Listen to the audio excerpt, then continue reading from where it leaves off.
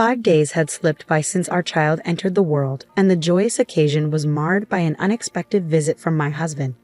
Without warning, he thrust divorce papers into my hands, his words cutting deeper than any knife. "Don't think having a kid makes you untouchable.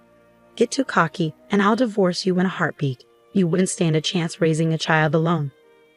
My fury boiled over as I snatched the papers away, his smug demeanor only fueling my anger. Tearing these up would be pointless. "You're still going to be my slave," he sneered. Ignoring his taunting laughter, I signed the papers and declared, "Fine, let's get divorced." My name is Stella, 32 years old. I met Leonardo, my older husband, at work, and we've been married for 4 years. He always envisioned me as the supportive homemaker while he pursued his career ambitions. We both wanted children, but our journey to parenthood was fraught with disappointment. Despite his insistence, blaming me for our infertility, I couldn't bear the weight of his accusations any longer. Leonardo's frustration mounted with each passing year without a child.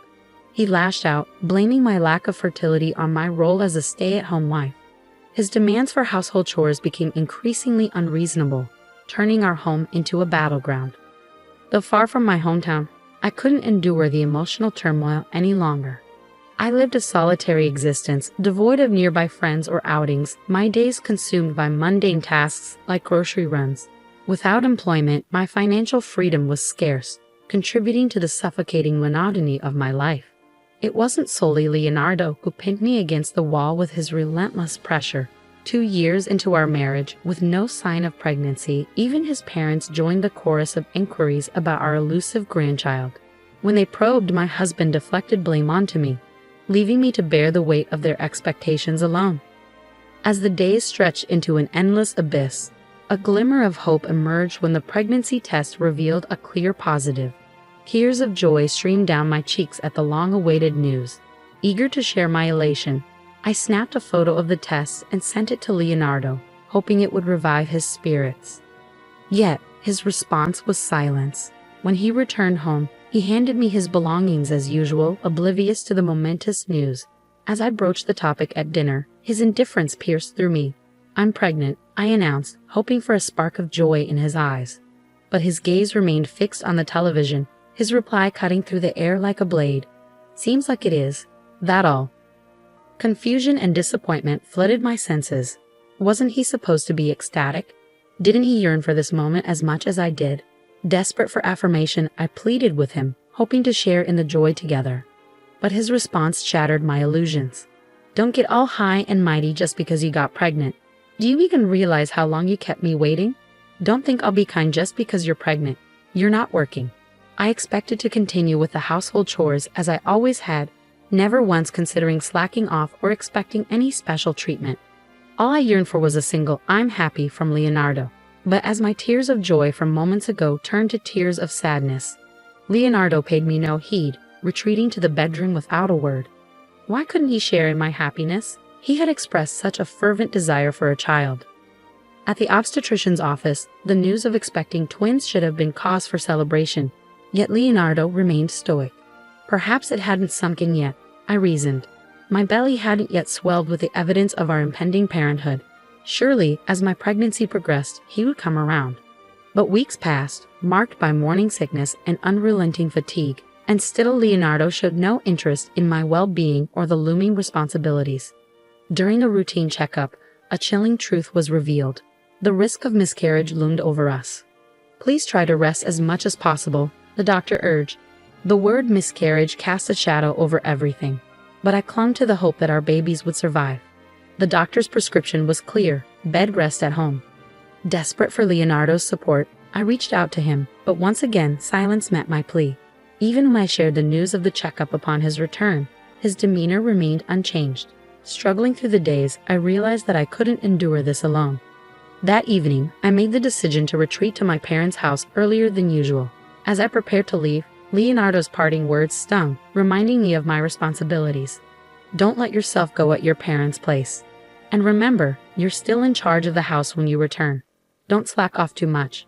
The next morning, with my parents' support, I settled into the familiar comfort of home. Despite the uncertainty surrounding my pregnancy, the reassurance from several checkups was a small comfort amidst the turmoil. When I reached out to Leonardo to share the news of my latest checkup, His response was curt, lacking the warmth I longed for. But what truly shattered my illusions was the unexpected sound of a woman's voice on the other end of the line, calling out to Leonardo. It was a jarring realization, confirming my suspicions that his love for me had waned. Rubbing my growing belly, I resolved to face the truth. Leonardo's cold demeanor finally made sense. I couldn't deny the reality any longer. As I contemplated my next steps, a longing for freedom surged within me. Cooped up at home for nearly 2 months, I yearned for a taste of the outside world. On a warm, sunny day, I ventured out for a walk, the vibrant greenery offering a brief respite from my turmoil. Unexpectedly, I heard my name called from behind. It was Jameson, my childhood friend, who had stumbled upon me. Despite years apart, our reunion was filled with warmth and nostalgia. Over tea, we shared stories of our lives. Jameson, now a lawyer, had recently opened his own practice, offering a glimmer of hope for a new beginning. I had a sudden realization. In cases of infidelity, there's a possibility of claiming compensation, right? I accidentally voiced this thought, and Jameson's demeanor shifted to one of seriousness. Sensing his concern, I found myself divulging thoughts I had kept buried deep within me. The struggles to conceive, my husband's emotional detachment, and the pain of witnessing his intimacy with another woman all poured out. As I spoke, tears welled up, the weight of my emotions becoming too much to bear. Despite not being in the prime of my youth, I found myself breaking down, heedless of the onlookers around me. Jameson's stooping words brought a sense of calm, his promise of support a beacon of hope in my darkness.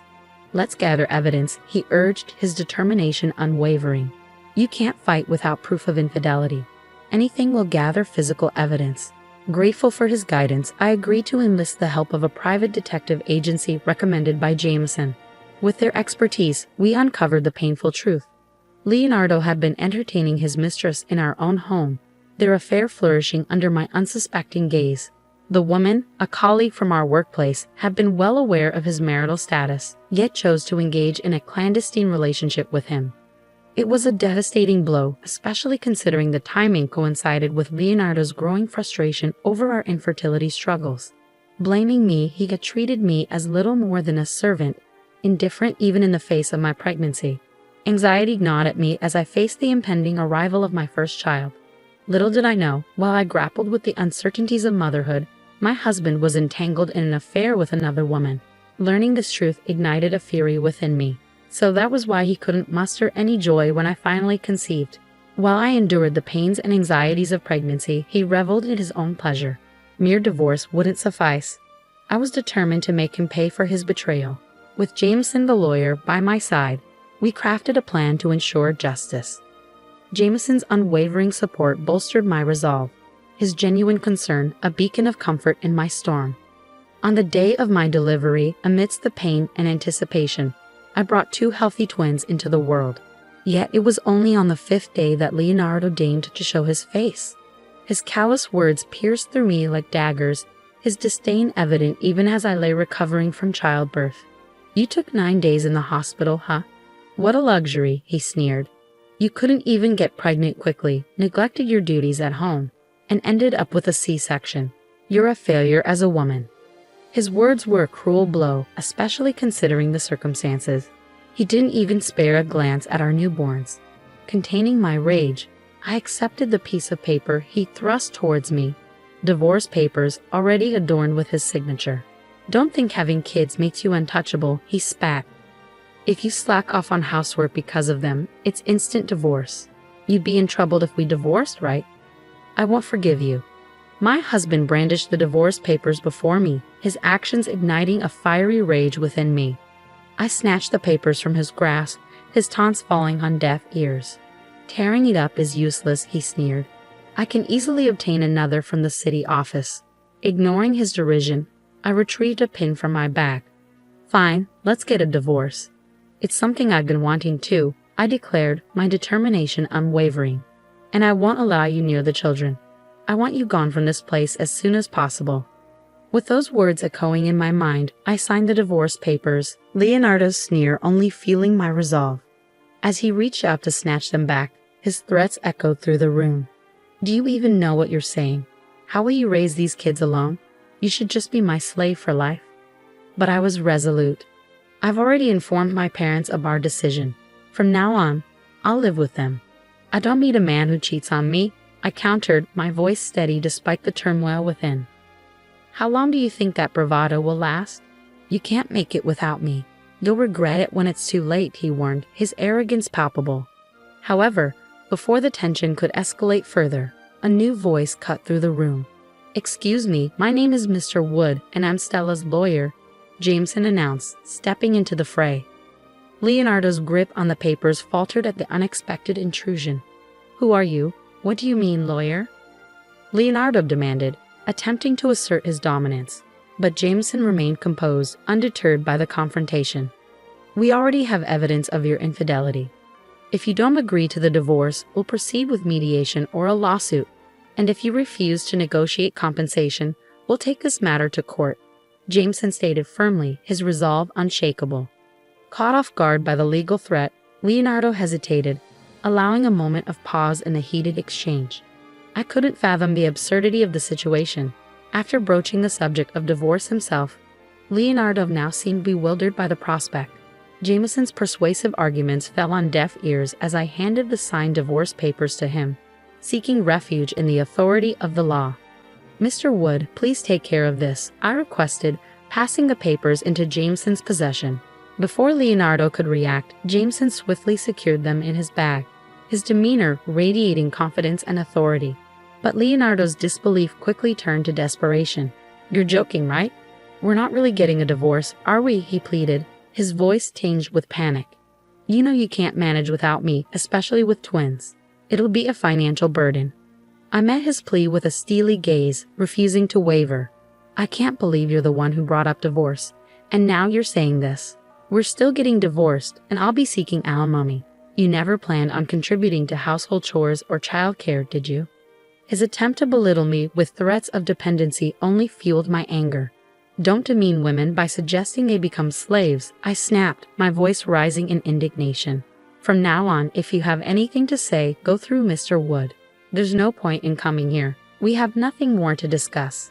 As my words sank in, Leonardo's face flushed with rage, his fists clenched in fury. But before he could escalate the confrontation further, I stood my ground, unyielding in my resolve. With a cough from Jameson, Leonardo seemed to snap out of his anger, lowering his clenched fist in defeat. That's how it is, so please leave. Jameson's firm words seemed to deflate Leonardo, who left the room with slumped shoulders.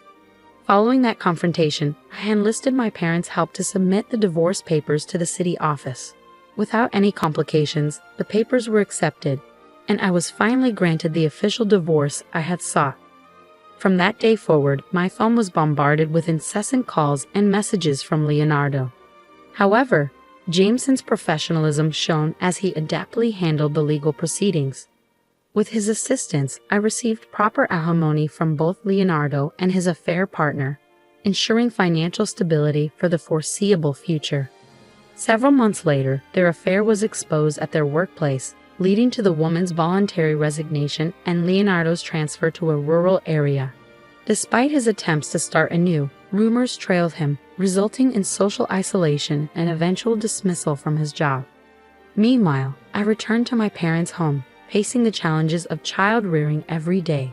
Yet, with the unwavering support of my family and Jameson, I navigated through the trials of parenthood. In an unexpected turn of events, Jameson confessed his long-held feelings for me, expressing his willingness to embrace my past and build a future together. Without hesitation, I accepted his proposal, and we embarked on a new journey as a family. Now Jameson treats the twins as his own, and I am eternally grateful for his steadfast support. With Jameson by my side, I look forward to creating a happy and fulfilling life, starting anew.